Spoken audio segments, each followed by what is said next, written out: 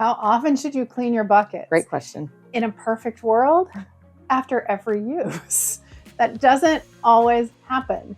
So whatever your system is, our system at the shop, our clean buckets are stored face down. So we always know that anything that is upside down is a clean bucket. Right. And all of our dirty buckets that are prepared for washing are right side up.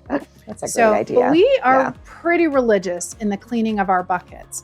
So if the bucket looks dirty, obviously you should have cleaned it many, many more times before that. So even our clean buckets, I will say at the shop, don't look, even our dirty buckets don't look dirty because we clean them very religiously. We're going to use a cleaner. That's a great system that you have. That's awesome. Yeah. That's great. So how many days can you? Yeah. The nice thing, not only is Midnight Foam beautiful because it's black and you can let it show, it's also Max Life foam. So like I said, when we first started testing that Max Life foam, the thing that stunned me were Gerber daisies in Max Life foam. You could easily do this. So let's say Valentine's Day is on a Tuesday. You could start designing this Wednesday, Thursday, Friday, Saturday, before that Tuesday that it would go out of the shop. Even longer, know what's going to happen to this arrangement. Like we mentioned, those tulips are going to stretch. So sometimes when I'm designing with tulips, I will deliberately put them in the design a little shorter, knowing that they're going to continue to stretch. Right. And then with the Midnight Foam, it's going to start to, once the water is, used by the flowers, it's going to start getting a little gray. A gray color. So you can, you definitely know to water it or, water it again. And you want to water it before you send it out to your customer. With a design like this, it's really simple. 3 Gerbers, 2 tulips, 3 roses, 2 stems of spray roses. Right.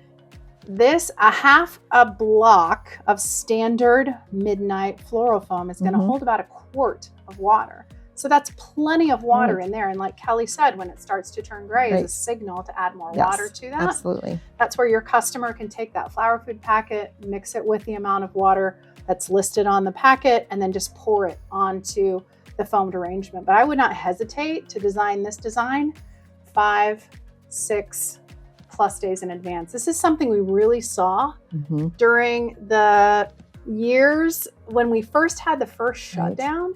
And we couldn't get flowers. We were amazed at how long our flowers lasted.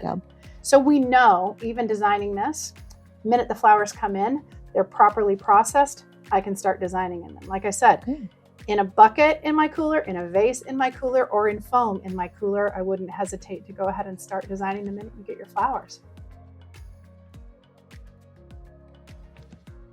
In this bouquet. Yes. Lepidium. It's like peppercress would be more of a common name, peppercress, but this is lepidium. This, I just fell in love with that. It almost looks like, when you get a really close-up look at it, it looks like mini tiny micro Queen Anne's lace. It's a very light and airy accent foliage / filler flower. It's really beautiful. I don't know. We were both drawn to it.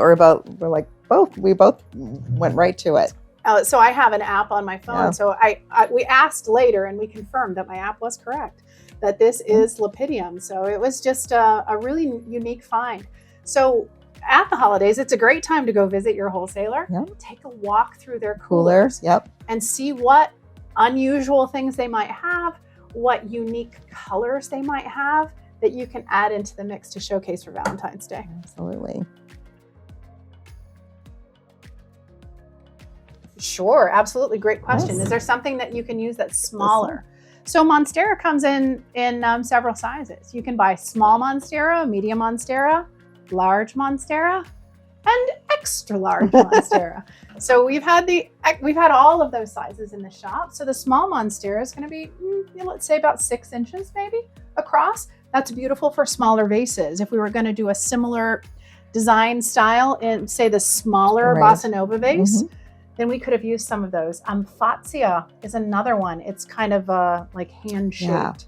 Fatsia is a great one. And then any of the calathea foliages. Calathea is wonderful to use. And that gives you just a little bit more dynamic, sometimes lots of varieties of calathea, but they'll have pink edge lines. That might be one that you might want to explore and bring in for the holiday. Really beautiful addition. Yes, absolutely. Great questions. Thank you. Right. So suggestions, that's where I'm going to always gravitate toward that nature's grid.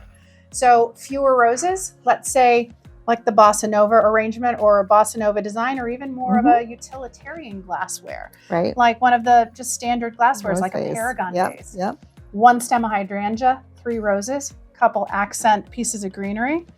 Beautiful, simple little gift giving. But again, you don't have to have a lot of greenery. You can use that hydrangea as the grid for your design, and very simple and quick to do. You could have half a dozen in the cooler at once, just kind of that grab and go, maybe put a few on your counter that people can use for gift giving to small children or a friend at the office. Yeah, love it. Yeah. I recommend Quick Dip for all flowers.